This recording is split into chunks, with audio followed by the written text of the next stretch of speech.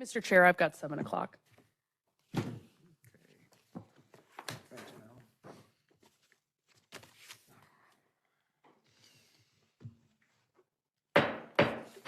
I'd like to bring this public hearing on Monday, March 10th, 7 PM to order. We have roll call, please. Mr. Taylor? Here. Ms. Hart? Here. Ms. Hancock? Here. Mr. Bedell? Here. Mr. Fagan? Here. Ms. Williams? Here. Mr. Chair, you have a quorum. Okay, thank you very much. Okay, I'd like to welcome you to the Planning Commission public hearing tonight. The meeting is for the purpose of hearing presentations on petitions for rezoning or requests for special procedure permits.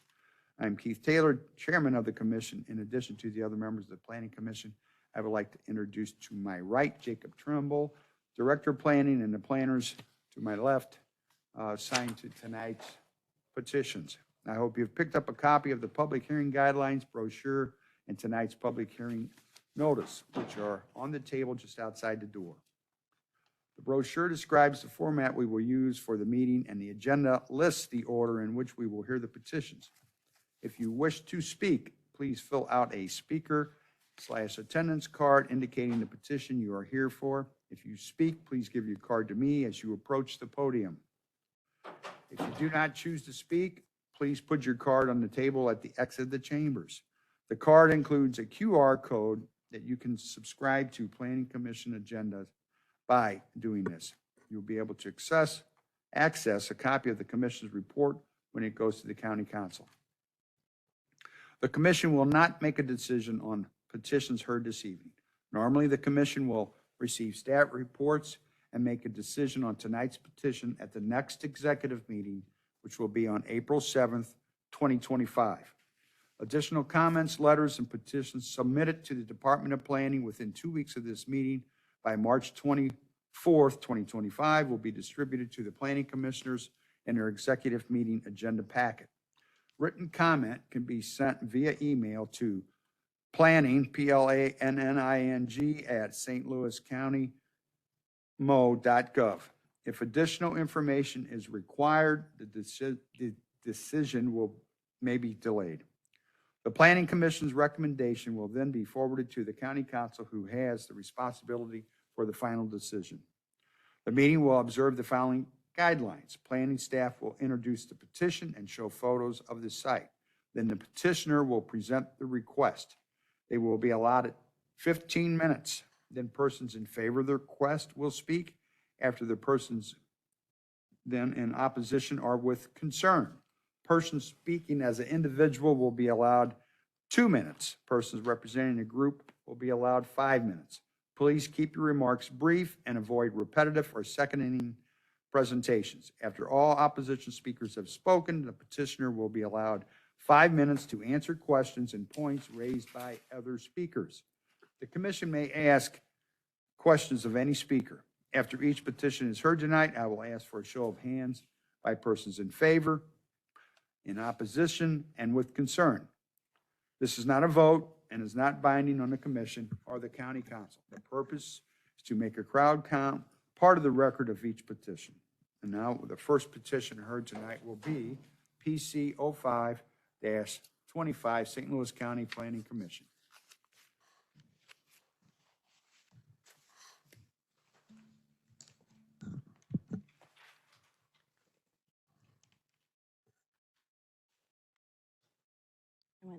Oh, it's just slow.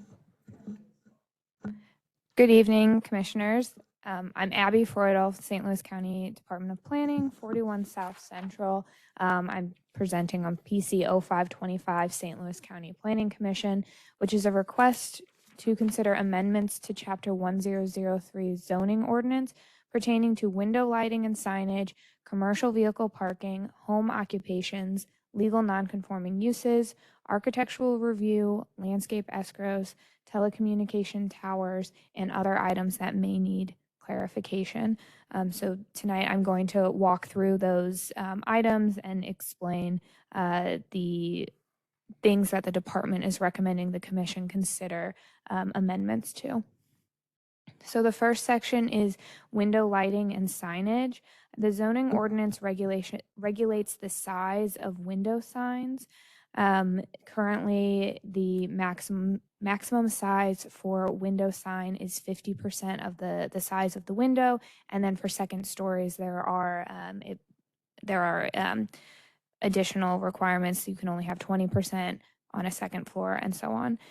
The department thinks it's appropriate to consider if these regulations are consistent with good planning practice and other regulations adopted by peer counties. Regarding window lighting, the zoning ordinance is currently silent on window lighting. However, it is used in commercial areas, specifically and particularly in multi-tenant retail strips, where some uses like to use window strip lighting to call more attention to their tenant space. Therefore, the department thinks it's appropriate to consider regulations on the type of window lighting that is permitted and in what districts it is appropriate.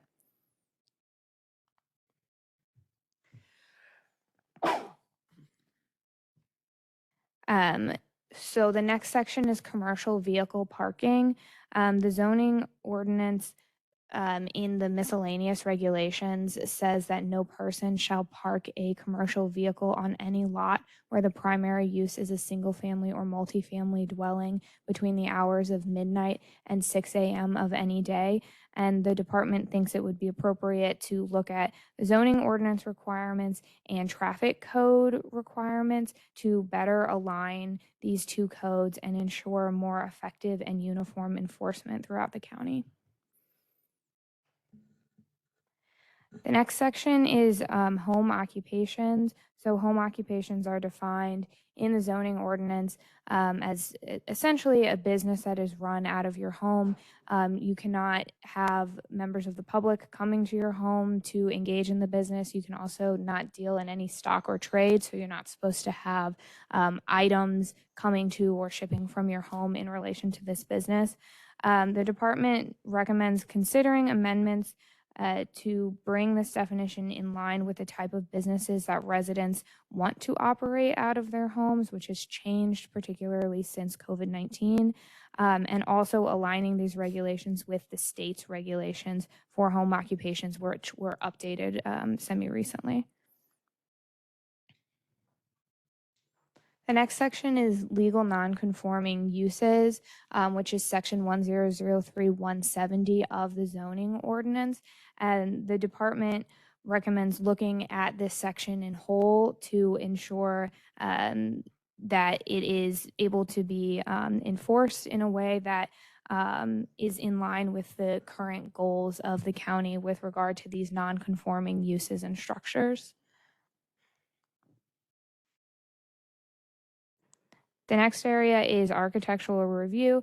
So the zoning ordinance does not currently contain architectural review requirements outside of the form-based district, which is a procedure that is not often used. However, the Planning Commission and County Council can require architectural review through the plan district and special procedures. The department recommends considering either adding architectural review to the zoning ordinance, possibly as a new section, or adding specific definitions for things like high quality materials and other requirements that the Commission and County Council typically write into site specific ordinances. The next section is landscape escrows. So the Planning Commission and County Council can require that required landscaping be escrowed as part of the site development plan review process prior to receiving building permits. However, there aren't specific regulations written out in the zoning ordinance, so the department is recommending considering codifying the process and also determining whether it's appropriate to expand the landscape escrow requirement to other types of development outside of those sites that are controlled by site-specific ordinances or other special procedures. And then finally, we're looking at telecommunication towers, specifically making sure that the requirements in the zoning ordinance align with the state regulations, which have specific regulations about how local jurisdictions can dictate what a tower looks like or where they're located, the height, things like that. So that's all. Do you have any questions? Question. So this is to allow you to go look into these topics that you just threw out. Yes, that's correct. So these are the topics that we're currently researching right now. So we're looking at peer county zoning ordinances. We're looking at kind of best planning practices from the APA and other organizations like that, and what the recommendations are for these types of issues. So this is Ravetta. Can you hear me? We can hear you a little bit. Okay. So tonight on this petition, then what will we be voting on? You won't need to take action. So this is the public hearing for this petition to describe the type of research that the Right. department is undergoing right now. We will present an information report to you hopefully soon. And so we'll take any feedback that you have tonight, and we can incorporate that into our research going forward as we draft the recommendation. So I do have another question on the home occupations. What types of businesses were you considering to review? So currently, our zoning ordinance doesn't allow members of the public to come to your home to engage in a business outside of tutoring, which there's a maximum of one pupil at a time, I believe. And the state regulations are a little bit less restrictive. So we're looking into those restrictions, but we've not made any recommendation at this time. Another issue that that county has been dealing with when it comes to home occupations is with individuals that have businesses out of their home where they ship items, and sometimes people coming to those homes to pick those items up.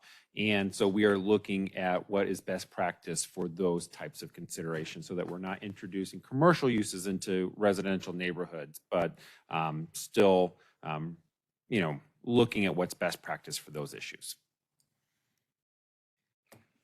Any more questions, Chris? Yeah. About the escrow for developments. Yeah. So currently that process is completely administrative. There's nothing in the That's right. ordinance. Yeah, And you just are looking to codify. that's some- correct. Some type of thing. Okay. Can you tell me on the home businesses, what were the remarks about the beauty and barber? Beauty and barber shops they're not considered home occupations. So you could not run that kind of business out of your home. Well, a lot of people do. A lot of people do. Okay, yeah, a lot of people do that already. Wow. And then talk some more about this window lighting research and recommendations that you're going to have. And you spoke specifically about strip lighting. Yes, so that came up from a directive from the county council. They adopted a resolution asking the planning commission to look into that specifically. So I can tell you the research that we're doing currently is what other jurisdictions have written in their zoning ordinance about window lighting, and whether or not they allow kind of like LED lights around the windows. For a lot of it is seen in multi-tenant retail strip centers. So we've been looking at whether other municipalities in St. Louis County and then elsewhere in the country allow window lighting at all, because our zoning ordinance doesn't say anything about it.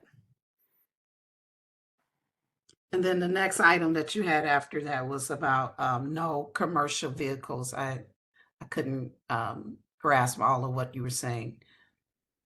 Trailers, I believe. Yeah, so a commercial vehicle is defined in the zoning ordinance as a vehicle greater than 12,000 pounds. So, in residential districts, a commercial vehicle cannot be parked on a residential parcel between midnight and 6 a.m. And the traffic code has additional requirements about how long, beyond just commercial vehicles. They have, tractor trailers, boats, campers, things like that, other kinds of more recreational vehicles. They have specific requirements for how long those types of vehicles can be parked on the street. But the traffic code doesn't have requirements for these types of vehicles being parked actually on a parcel. In addition, the traffic code has requirements for, they do have requirements for like parking vehicles in your front yard and things like that. That our code we're looking at whether or not it would be appropriate for the zoning ordinance to be brought into better alignment with those codes. And this is the commercial vehicle parking element is another thing that the county council had adopted a resolution asking the planning commission to look into. Because it is we frequently receive calls to the planning department wondering about, residents seeing these commercials stored on parcels. So this is also in response to a frequent thing that we're hearing from the communities. Mm-hmm. Do you have an example of what a 12,000? It'd be like a box truck. Mhm. Or bigger. Yeah, or bigger. Bigger. Yeah, like a semi truck and trailer, or without the trailer, just the truck part. Mhm. Okay. Any more questions? Okay, if not, are there any individuals that would like to speak in favor for a group? If not, are there any individuals that would like to speak in favor? Okay, if not, are there any individuals that like to speak in opposition or concerned? If not, no, okay. So this is for amendment. All those, I don't think it's necessary for me to take a hand count. Not for this one because of the nature of Okay, it. very good. Thanks, Abby. Good presentation. Thanks. Okay. Now we're going to hear PC 06-25 Harmony Towers. PC 06-25 Harmony Towers is a request for a conditional use permit in the R5 Residence District for a telecommunication tower. The tract is 2.42 acres and located on the south of the southern terminus of Peace Drive, east of Russet Drive, and north of the eastern terminus of Cranberry Lane. You can see the site on the county context map. It's in North County, and there it is highlighted in red on the aerial. From this larger aerial, you can see some of the surrounding development. It's directly south of Interstate 170. This is the land use map. The parcel is hatched. The surrounding development includes a lot of single-family residential development to the west and south of this site. Kind of east and south of this site are a senior living facility and multifamily development. And then north of the site, across the highway, is the city of Berkeley. This is looking southeast into the site at the public hearing sign. This is looking north toward Peace Drive. This is looking west towards Peace Drive. This is looking north at the existing single-family residence on the site. This is looking south toward the area where the tower is proposed. This is looking south again toward the proposed tower area. And this is looking east onto the site. And now we'll hear from the petitioner.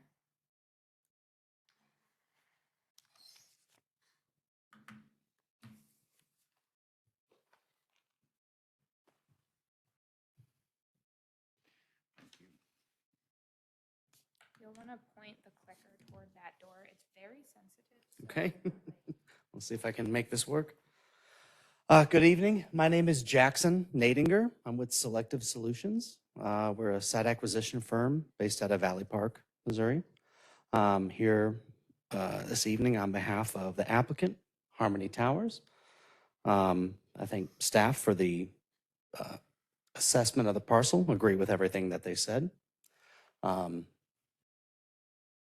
already forgot where to point it.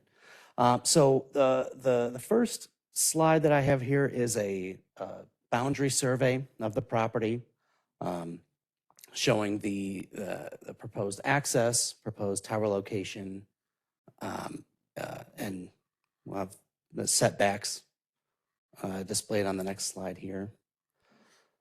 So this is that aerial, again showing the proposed tower location, kind of tucked back in this wooded area behind that home.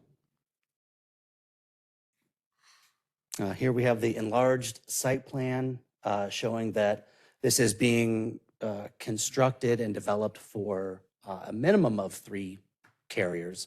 The initial anchor tenant would be T-Mobile.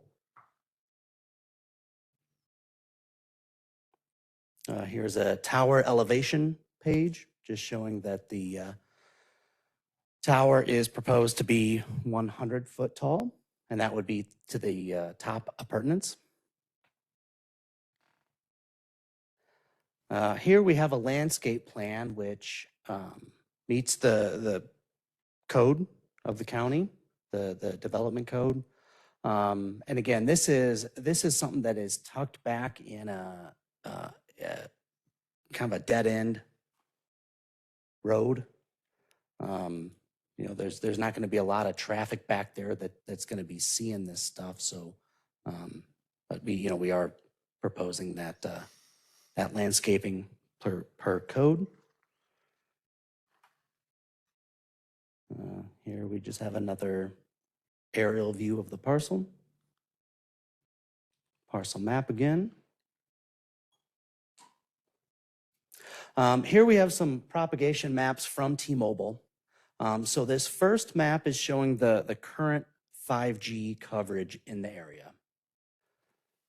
And then I'm going to kind of flip back and forth between the two here. So this is, again, moving back if I can. This is the current 5G coverage. Moving forward, that's the new coverage that's gained by this tower. And then this last slide, so this is showing if we turned off all the other towers in the area, this is what would be effectively covered by this particular site. So it just goes to show kind of the area that's going to be improved by this. I've got a couple photographs of the access. That first one on the left is facing towards the tower. The photograph on the right is kind of halfway down that access road, facing back out towards the public right-of-way. And then this photograph is a photo simulation that we did standing. You can kind of see at the bottom of the photograph there where the pavement turns into gravel. That is the extent of the public right-of-way on Peace Drive, looking in towards the site. And then there's that tower rendering in there, kind of tucked behind the trees. We also have received a determination of no hazard from the FAA. We are fairly close to the airport here, so that was important for us to get right off the bat. And then I would be remiss if I did not mention the Missouri state statute that deals with tower siting, and then the Telecommunications Act of 1996, particularly Section 704. And that concludes my presentation. Be glad to take any questions. Just, Commission, you have any I questions? do Go have a ahead. question. Looking on the one lot pictures when we got snow all over the ground, a lot of tires, a lot of stuff all around there.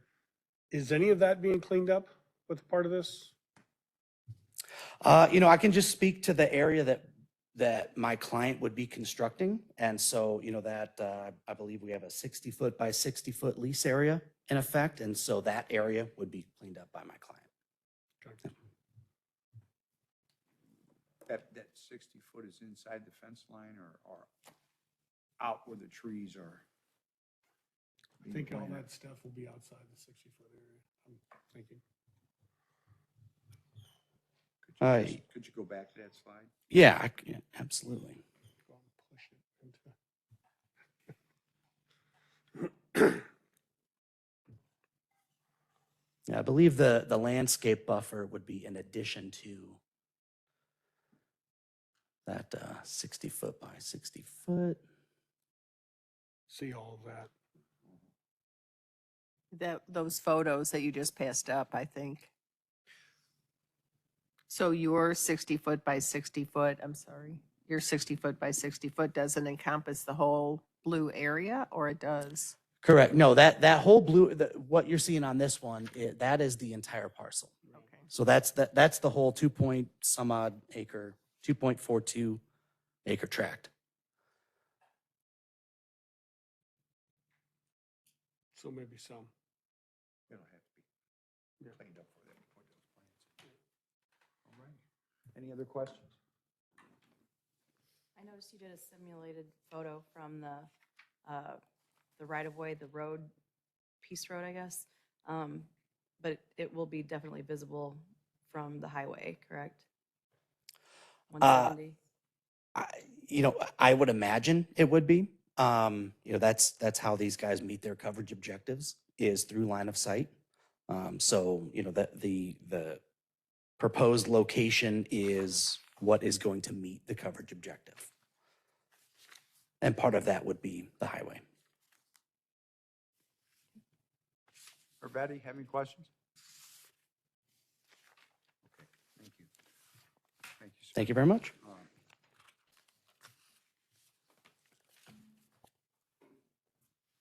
At this time, do we have any individual that's speaking for a group in favor? Do we have any individuals who would like to speak in favor? No? Okay, do we have an individual who would like to speak representing a group in opposition or concern? No. Do we have an individual that would like to speak in opposition or concern? I don't see anybody. At this time, could I get a hand count for the folks that are out here in favor of this petition? Please raise your hand. That's anybody that's in the crowd that's in favor of this. Please raise your hand. I see one. I see one as well. Yeah, one. Any folks in opposition? I see none, so we have a hand count of one in favor. This time, this petition is over, and we're going to go to our next petition with it, which is PC 07-25 Bala Body. Excuse me, sorry. Good evening, Commissioners. This is PC 07-25 Bilal Badi. It is a request for a planned environment unit in the R6A Residence District for multiple family residences. This is a 1.7 acre tract on the west of Northport Hills Drive and south of Seven Hills Drive. This site is in North County and on the aerial is outlined in red. On the larger aerial, you can see that there are 7 existing vacant buildings on the parcel. To the west and south, there are undeveloped woods, and to the north, there is a multiple family PEU. And to the east, there are multi-tenant retail spaces. So this is a land use map showing a similar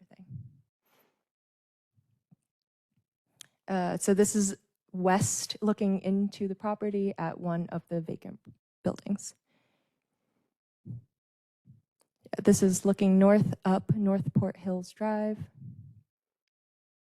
This is looking northeast, so across the property, there is also another vacant building that is not on the site. This is looking south down Northport Hills Drive. And this is looking west into the property at the remaining buildings. This is looking west into the undeveloped woods to the west of the property. This is looking north at the back of the buildings. You can see occupied multiple family residences in the background. This is looking east back into the property. This is looking south behind one of the other buildings, and you can see the undeveloped woods to the south. And finally, this is the other public hearing sign that we posted at the north side of Northport Hills Drive. And now we will hear from the petitioner.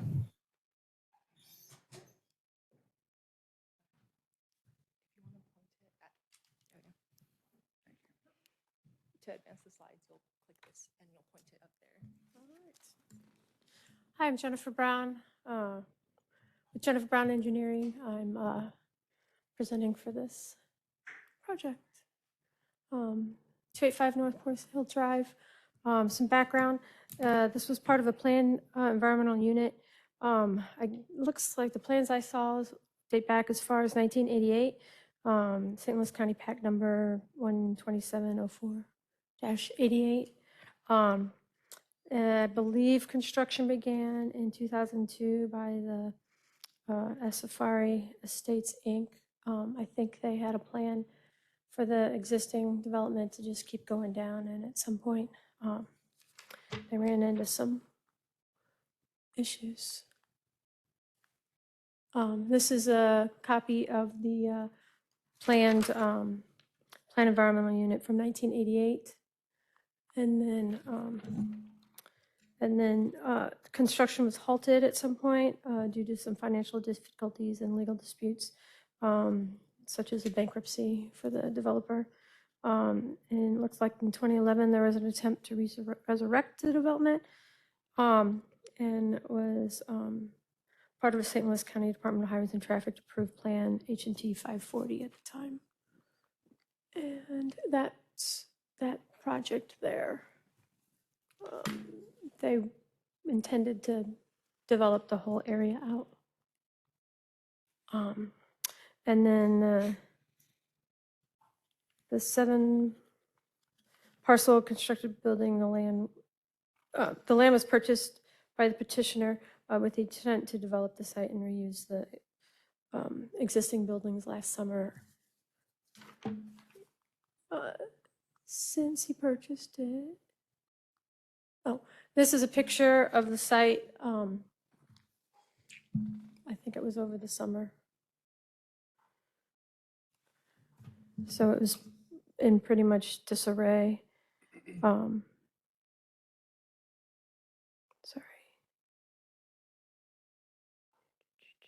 So since acquiring the site, there we go. He's had a structural engineer review the building's upright design, and there's that report. In it, he states that the buildings are structurally sound and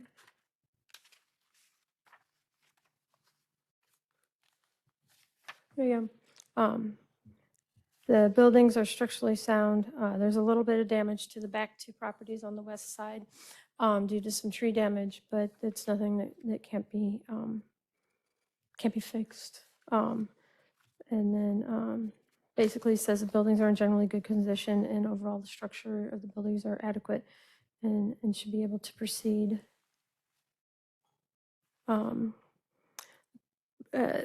Since acquiring the property, the petitioner has cleaned up the property, removal of over 18 40-yard dumpsters of trash and debris. People keep bringing it in, keeps trying to get it out. He wants to get this to be a usable piece of property. He's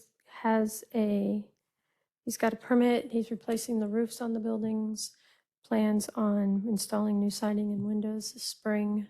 So he's actively doing what he can currently on on the site to keep it moving forward. So there's 7 existing buildings, 4 units per building for the total of 28 units.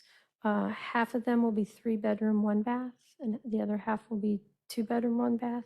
And his proposed rates are going to be $1,400 for the 2-bedroom and $1,600 a month for the 3-bedroom. And so this is an aerial view of what that proposed site plan would look like. It'll be landscaped per the current landscape code. Accessible parking is at the end with the accessible buildings. This is kind of a overall site perspective of the building. That's what it's going to look like. The trash enclosure, you notice, is going to be up at the top near the roadway. Here's another look at it, looking west from Seven Hills. Or from Northport, I'm sorry. This is looking west, kind of near the first building. Another view of what it's going to look like. Potentially, this is looking east, back up the property.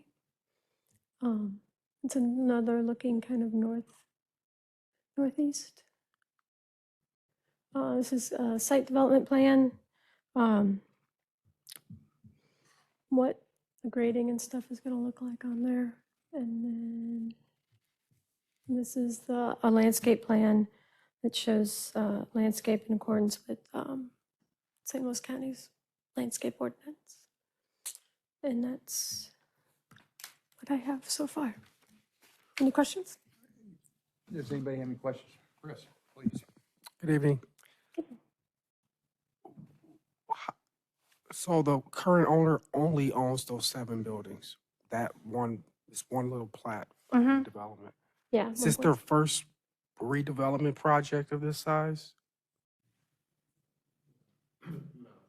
If you're going to answer, why don't you come up and you can stand next to Ms. Brown. And then before you answer, just put your name in for the record. Hi, my name is Bilal Bhatti. I'm the person that purchased the property here. A complex very similar that I have completely rehabbed was in Breckenridge Hills off of St. Charles Rock Road, a street called Glentown Lane. It was 24 units, very similar condition. Only difference was it was being occupied illegally by the previous owner. Had to evict everyone, get permits, do the whole process all over again. So yeah, have done it in the past. You have an anticipated cost of the redevelopment? Close to 2.5 million. What are the sources of funds? I'm a real estate investor. I currently own a lot of real estate. I mean, like, are you pursuing any tax credits, or is this some type of, is this market rate? It'll be a construction loan Okay. by FMB Bank, Farmers and Merchant Bank. And market rate? About 7.25. And the tenants are going to be just regular tenants? This isn't like a low-income property? No, I do not do Section 8 housing. Okay, thanks. I have a question. So these buildings were built with permits at one time? The construction was started? Yes, so at some point in late 90s, like 98 or so, according to our findings now, of course, and plus St. Louis County's help with records that were provided, permits were pulled, everything was started as a process, buildings were built but just never proceeded. Since that happened, I think ownership has changed hands 3 times. So I guess the initial person of Shari, the company, they, financial troubles or not, we're not 100% sure. We just know what we heard, I'm sure Shari is very famous in the St. Louis County metro area.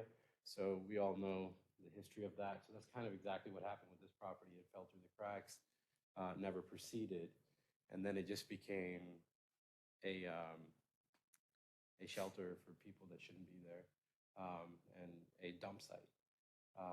When I took over this property, believe it or not, every unit was treated like a home. There were couches in there were beds in there. I mean, people were residing in these things, and there's no electric, there's no plumbing. You know, there's rough plumbing, but there's no plumbing.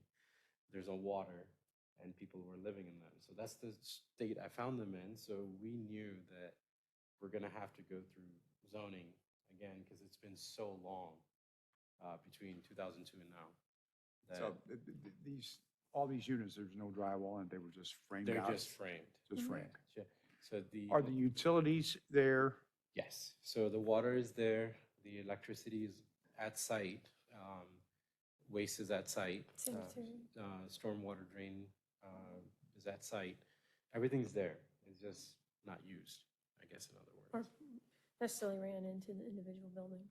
Yeah, so plumbing is ran to each building, there's, 3-inch sanitary lines ran to each unit for each main stack, but nothing done past that point. I think it's, Yeah, I'm sorry, go ahead. Since this was going to be a development that went down the street, which, of course, it never got that far, Yeah. right here. Yeah, As far as the storm sewers and everything, was there going to be a detention or retention basins down further? there for actually the- are. There actually are already. So whoever planned it, they planned it accordingly that they had already figured out water, and they'd already figured out stormwater, and they'd already figured out sanitary lines. So that was already pre-planned for the entire development, which goes past the border of my property. So your storm sewers are going, or your drainage, Yeah, stormwater, is going down through these correct. inlets that I see, and they're going down? Yes, Okay. and it's been city. approved by it's- MSD. And it is MSD, yes. And MSD did give us the locates on what we found as well. I do have a question on the dumpster that's supposed to be at the top of the hill there. Mhm. It didn't look like it was very big for 28 units. So I- to I be very, just- yeah, to be very frank, this 3D colored image, Yeah. it was a quick thing that we could generate because we didn't know it was required. My first time presenting here, and I didn't know that today, the 10th, was the deadline. So I did pay an architect to do it. Of course, he missed a few key details, and that's where the site plan would really make a bigger difference on this situation, or to answer that, right? Yeah, I kind of tried to stick it in there. But yeah, once we get into the design phase, that can be, work with, Republic or somebody to get appropriate size and service. But to put in perspective, the neighboring development that's already there, they have 4 dumpsters, and I think they have over 68 units. I think we'll have 3 dumpsters for 28 Very good. units. Appreciate it. Yeah. Thank you very much. Any more questions? All righty. Thank you. And at this time, do we have any individuals that would like to speak for a group in favor? Yes. In favor? Okay. Are there any individuals that would like to speak in favor? Are there any individuals that would like to speak in opposition or concern for a group? Very good. Thank you. Hello, my name is Michael Coxshell. I am the president of the Afsharia Estate Plot 13 subdivision group. And I have a lot of concerns as far as that property. I know I've been watching it decay over the years from the time they first built it to now. And my thing is, as something as simple as the dumpster situation. Now, you said the neighbor has how many dumpsters? 4 dumpsters. They have 4 dumpsters. And Sir, I get- apologize, but could you address the commission with your I'm comments, sorry. please? I'm so sorry. I ma'am. just don't want, I don't want you to I'm engage sorry. in a back and forth with the I'm petitioner. sorry, I'm not trying to go back. I was just asking a question. So 4 dumpsters, and I guarantee you, every week, those dumpsters are overloaded, just to give you an idea. But, Let me just stop you for a minute. Go ahead, okay? sir. And I just want you to remember that everything that you're going to ask and the questions, the presenter's going to come back up and try to answer those for you. okay, thank Okay, you. so- Okay. So,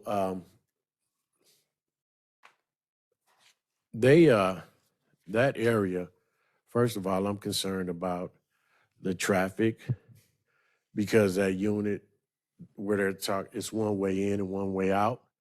And the street that, unless they redevelop the street that, that they're going into, it's going past like a strip mall. It's like maybe a really thin street. I'm thinking about the traffic. So it's several situations, like I said, people were living back there. I'm glad that he got that taken care of.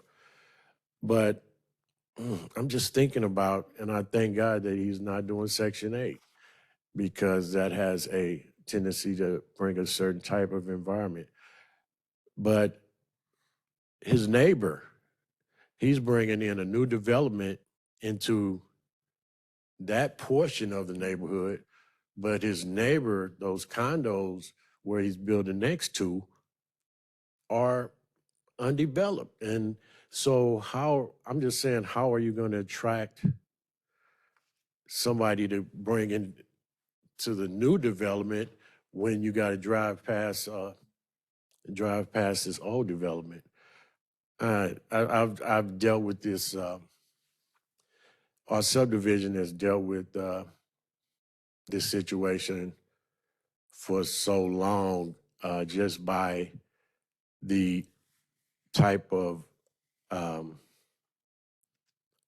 the things that goes on back in that property. We've dealt with it for so long, and I'm glad to see it being developed.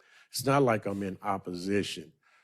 I just want to see it work to the point where it's going to work for the whole neighborhood, not just for that section, because we are a part of that neighborhood, even though, I'm in a home and they're going to be apartments. We are still part of that neighborhood. I want to make sure that everything is going to work together. And if he's not going to work with his neighbor, those condos, I just don't see how it's going to work. It's going to end up, I just don't see how it's going to work. So, like I said, my name's Mike Coxshell. I'm the president of the subdivision group over off of Seven Hills. And like I said, dealing with Afshari for so many years. And it's like, man, come on, let's try to make this work to the point where it's going to work for the whole neighborhood, not just for that one section. Thank you. Thank you. Do we have any other individuals that'd like to speak in opposition or concern? Okay. If not, the presenter would like to come up and respond to any of these questions.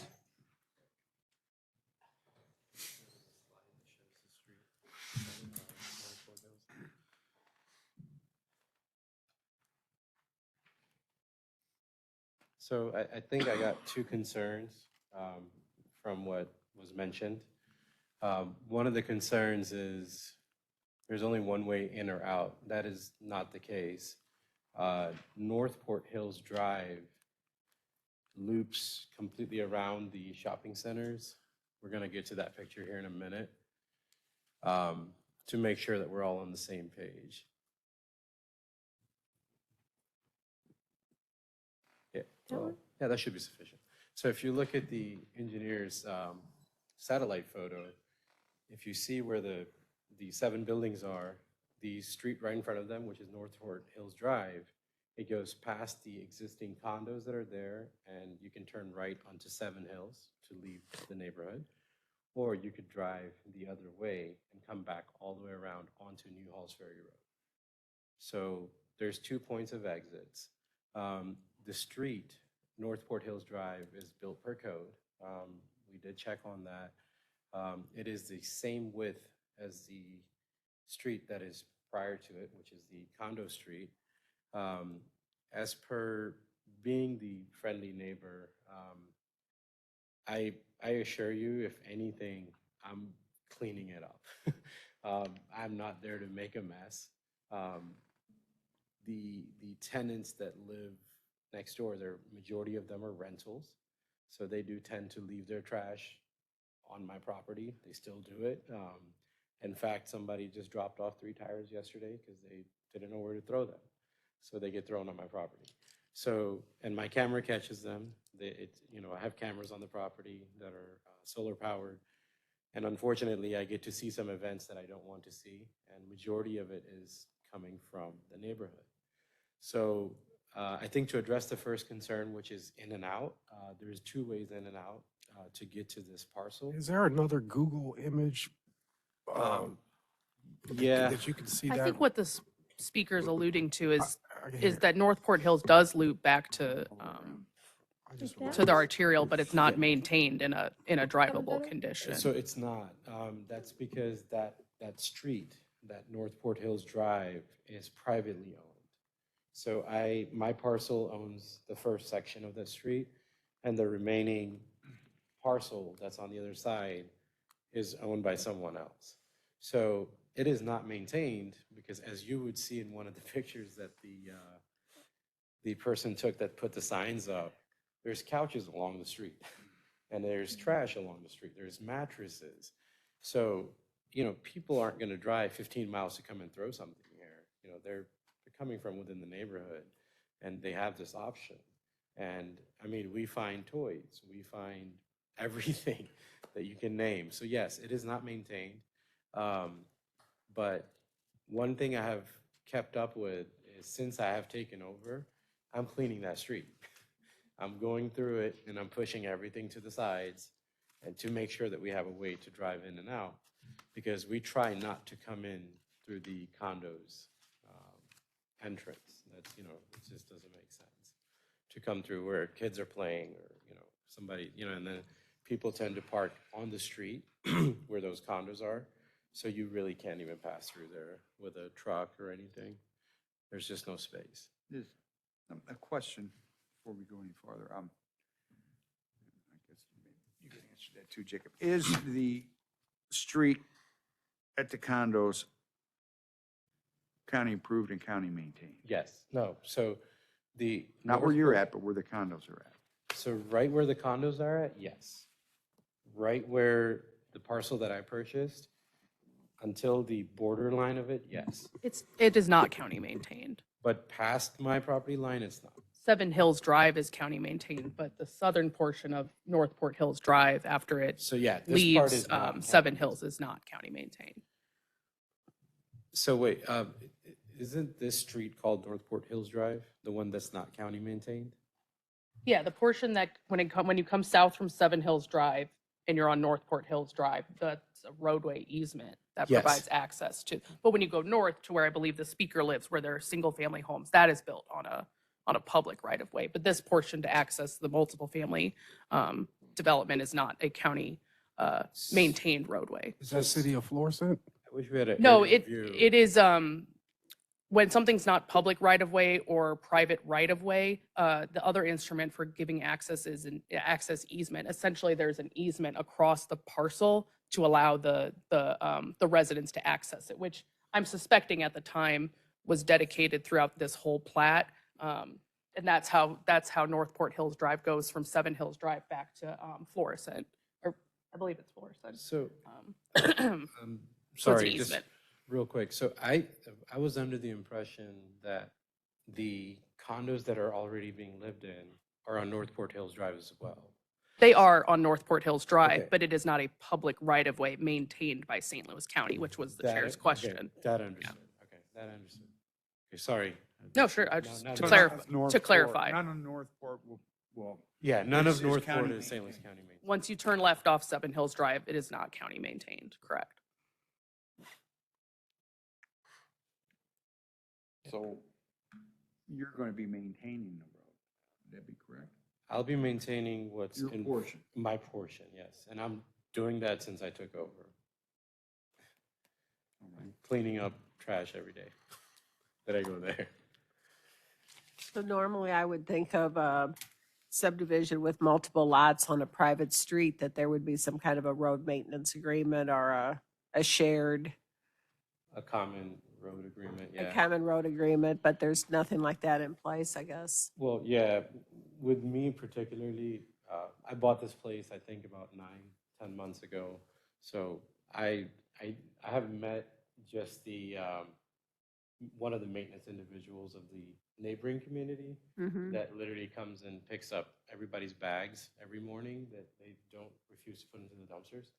So that's the only person I've met so far, and I don't know anyone there, but it is a plan to, in the future, to reach out to the neighboring community and kind of work together to get snow plowing done, Mhm. together.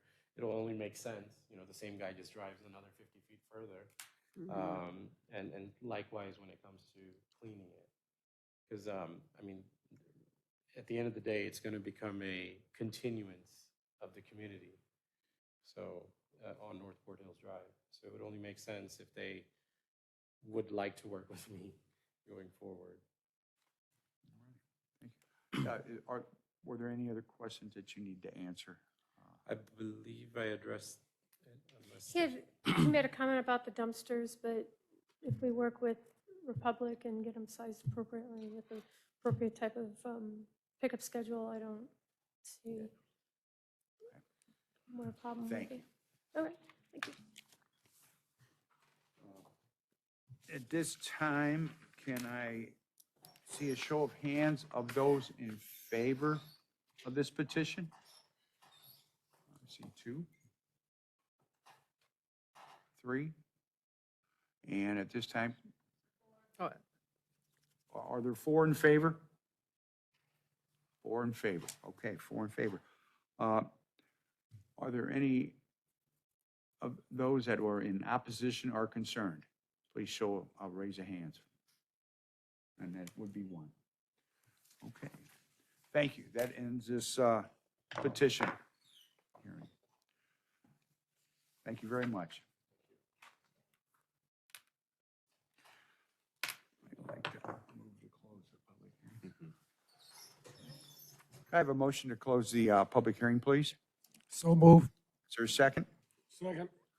Been a motion and a second. All those in favor signify by saying aye. Aye. Aye. Opposed? Ayes have it. The public hearing is closed. Thank you very much. Jennifer, I apologize. The commission's about to go into an executive session. Okay. I just Gretchen will be, or not Gretchen, Summer will be in touch tomorrow. Yeah. Okay, cool. Thank you. If you want to I will. call back to order. I'd like to call executive board meeting to order. We have roll, please. Mr. Taylor? Here. Ms. Hart? Here. Ms. Hancock? Here. Mr. Bedell? Here. Mr. Fagan? Here. Ms. Williams? And we have a quorum. Thank you. And now we have site plan, PC 36-23 Trong Tan.